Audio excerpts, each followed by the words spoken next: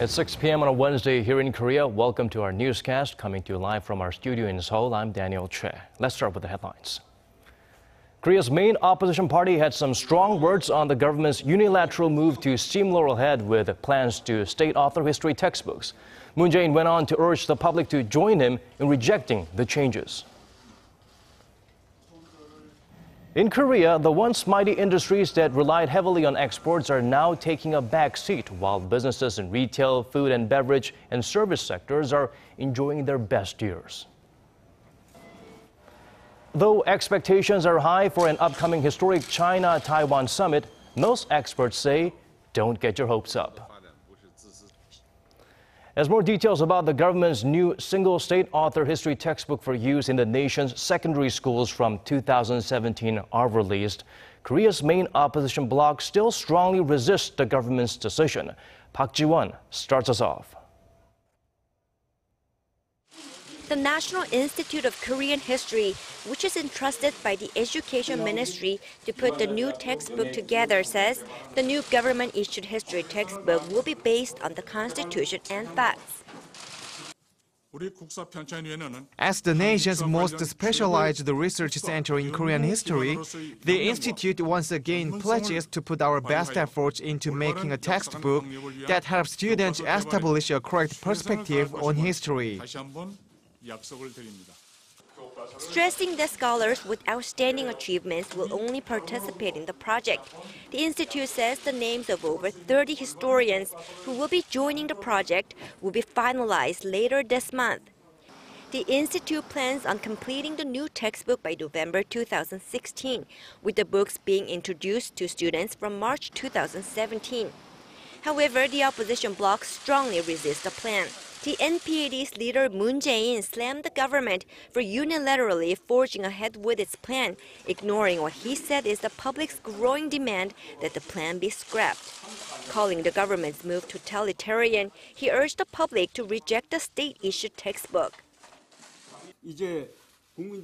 I hope the people engage in acts of civil disobedience to protect liberal democracy.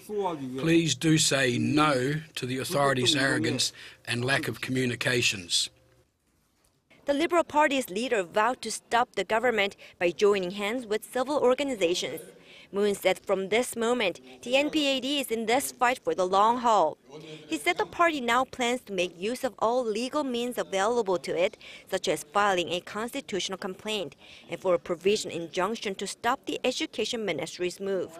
The Liberal Party is concerned the textbook might be too right-leaning and gloss over South Korea's dictatorial past, while the conservative ruling Saenuri Party argues most current history textbooks are too left-leaning and their descriptions on North Korea are too lenient and skewed. Park Ji-won, Arirang News. And with the ruling party urging the opposition bloc to stop boycotting parliamentary sessions, the bipartisan standoff over a government-issued history textbook has frozen activity at the National Assembly. The impasse has seen opposition lawmakers boycott the Budget and Accounts Committee meeting that was to review next year's budget for non-economy-related ministries. The rival parties must complete the review and agree on modifications by November 30th. Also, 5 standing committees scheduled to open today have been pushed back. Given the level of anger resonating from the main opposition over the textbook issue, it is unclear how long the standoff will continue and how much more disruption it will cause. President Park Geun-hye held summit talks with her French counterpart François Hollande on Wednesday. The two leaders were expected to discuss expanding bilateral political, economic, and cultural cooperation. Hollande is on a 2-day state visit to Korea, his first since taking office. Both leaders also covered matters related to the Korean Peninsula and Northeast Asia, along with such global issues as climate change. They are set to hold a joint press conference in about a half-hour time. The main driver of Korea's economy is exports. Shipments heading out of the country account for more than half of Korea's gross domestic product. But sluggish global demand means for export-heavy companies, their best years could be behind them. Hwang Ji explains why other industries are upstaging these traditional powerhouses. Almost half of Korea's 100 biggest listed companies by market cap changed in the past 10 years. And a big chunk of companies focusing on domestic demand, not exports, added their names to the list. Market Tracker CEO Score says among 41 new firms that entered the top 100, 15 were in the retail, food and beverage and service sectors like Kakao Corp, the operator of Korea's most widely used messenger application, Kakao Talk. Firms that failed to stay in the list came mainly from the construction, shipbuilding and petrochemical industries, which have been losing steam in recent years. Heavy industries that benefited from the former President Lee Myung-bak's current policy experienced a drastic downhill slide after 2012 and dropped out of the top 100 list. Experts add that sluggish global demand, coupled with the rising competitive edge of Chinese products against domestic ones, were also factored into the trend, while service sectors were not really bothered from such uncertainties. Service sectors are also benefiting from easing regulations by the government that aim to foster the industry as the next growth engine. The market cap of those companies is reflecting their potential. Yi went on to say that the trend is expected to continue for the time being, as exports are widely forecast to remain sluggish next year. Hwang Jie, Arirang News. Hoping to boost its footing in the high-end car market, Korea's top automaker, Hyundai Motor, will launch an independent global luxury brand to compete with the likes of Audi, Mercedes, and more. Hyundai says the second generation of its Genesis sedan and a new edition of its Ecus sedan will be incorporated in its luxury lineup. The models will be named using a combination of the letter G, which represents Genesis, the name of Hyundai's luxury sedan model, and numbers. By the year 2020, the company plans to expand its lineup to 6 new vehicles, which will include SUVs as well as a sports coupe. While Korea's domestic economy is rebounding thanks to a range of government measures, the country's exports continued their downward streak in October. Korea's Trade Ministry hopes a consumer goods showcase event will encourage firms to diversify their products for sales overseas. Shin Se-min reports. Drawings of the Joseon Dynasty era, sketched on clocks, hand pouches, and even umbrellas are just a few of the products used daily. Other products with Korea's familiar animated character Pororo and well-known K-pop stars are also catching many eyes. It's a way for firms to easily approach their consumers using art pieces and famous characters already well known. Some 500 Korean fashion, home appliance, and health-related product manufacturers attended the Korea Consumer Goods Showcase, displaying products catching the global buyers' attention. The Trade Ministry said global retailers including U.S. Amazon, China's #2 online shopping mall JD.com, and France's Yves Rocher are just a few that attended. Actually, we are looking for products like whitening products, slimming, and this is something that our customers are looking at in Dubai. Just last month, Korean exports plunged nearly 16% from a year ago, logging the largest decline of the year. And among the exported products, all sectors, including portable communication devices, showed a significant drop, calling for a need to cater to shifting global demands. We have to change the structure of our exports, which currently depend largely on intermediary goods, to consumer goods. The Trade Ministry added that the showcasing event is designed to help Korean exporters overcome dropping global demand and put large consumer markets like China to good use their free trade deals. Shin Se-min, Arirang News.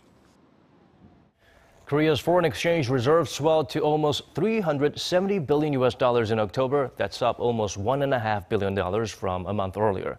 The Bank of Korea attributes the rise to an increase in overseas deposits, which rose to over $25 billion. The value of foreign reserves held in securities increased by $260 million compared to the previous month. The rise in reserves follows a 2 consecutive month fall from July due to currency fluctuations. As of the end of September, Korea remained as the 7th largest holder of foreign reserves in the world. China and Taiwan will hold an historic summit in Singapore on Saturday. However, with no joint agreement or statement expected, some analysts believe the bilateral meeting will not generate any specific results, practical or otherwise. Connie Kim shares some predictions. Promoting peaceful development across the Taiwan Straits will be the main agenda item for a summit between Taiwan's President Ma Ying-jeou and China's President Xi Jinping in Singapore on Saturday. But the two leaders will not issue a post-meeting joint statement or agreement, according to a Taiwanese spokesman on Wednesday. The meeting is considered highly controversial yet significant, as a China-Taiwan summit has never been held since the two split in 1949 at the end of the Chinese Civil War. Since then, China has claimed sovereignty over Taiwan and has threatened military force to counter any move for outright independence. The summit's political sensitivity is highlighted by the fact that each leader will address the other as Mr. Xi, and Mr. Ma, rather than Mr. President. While China-Taiwan ties have been improving in recent years, there are escalating fears of Beijing's growing influence in Taiwan. This is perhaps highlighted by expectations that Ma's party, often criticized for leaning toward China, is expected to lose in the upcoming Taiwan's presidential elections. While some experts say the summit is historic and symbolic, they suggest it holds political risk as well.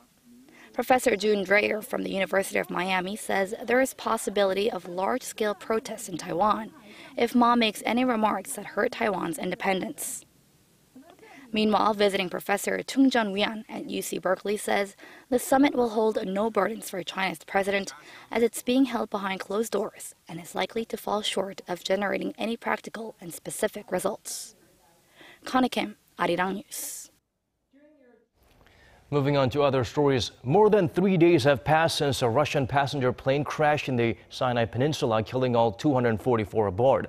But there are still more questions than answers about the cause. The lack of answers is spawning several theories, but authorities say it is too soon to speculate. Son Jung-in has the latest. Satellite imagery has emerged that is raising new questions about what caused the Russian passenger jet to crash in Egypt. CNN and other U.S. television networks reported Tuesday, citing U.S. officials, that a military satellite detected a heat flash over the Sinai Peninsula at the time of the crash. Analysts say the heat flash could mean there was a catastrophic event inside the aircraft, including an explosion of a bomb or a fuel tank or a structural problem causing a fire on the plane. However, they said it's too soon to jump to conclusions, as the flash could have been triggered by the breakup of the plane itself. Russian media outlets had earlier reported sources claiming that sounds uncharacteristic of routine flight were heard on cockpit recordings in the moments before the plane crashed. As multiple theories swirl around, an international team of experts has begun examining the black box recorders that may hold a key to finding out what happened. The Russian government has refused to rule out terrorism, but Egypt's president said any claims the clash was linked to the Islamic State militant group was propaganda. Meanwhile, the sad process of identifying the 224 victims continues in St. Petersburg. Son Jung-in, Arirang News. Countries on both sides of the Pacific Ocean are suffering their worst drought in decades. Weather experts say it's mostly down to a supercharged El Nino. As our Kim Ji-yeon reports, the arid conditions are expected to continue into the first half of next year. This was once a lake in the western United States, but a 4-year drought split its floor and now it resembles a turtle's back. Adjacent farms are also at a standstill as wells have dried up. It is a major drought. If you consider the past 4 years, it has been probably the most extreme drought with respect to both precipitation and temperature in the past 120 years. Korea has also been suffering from a drought for 2 years, when the worst since related records began in 1973.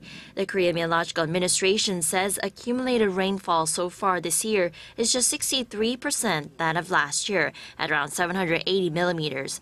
Local experts are pointing to the Super El Nino as the culprit. El Nino is a climate cycle in the Pacific Ocean that begins when warm water shifts eastward along the equator. It has already taken effect and is expected to continue during the winter and develop into a super El Nino. Experts predict water shortages in Korea will continue until next year's summer monsoon season. In the meantime, the phenomenon is expected to have a considerable impact on the life cycles of crops, animals, and insects.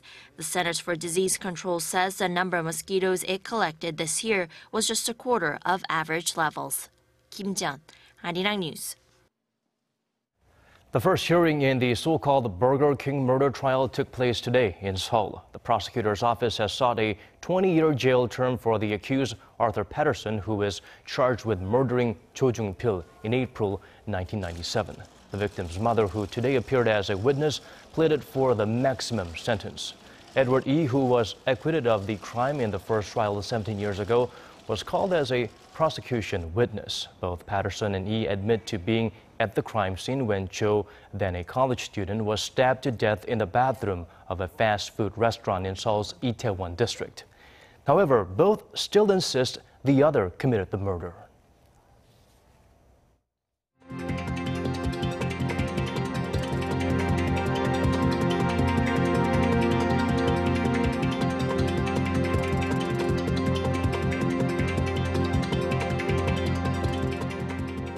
And that does it for me. As always, thank you for watching.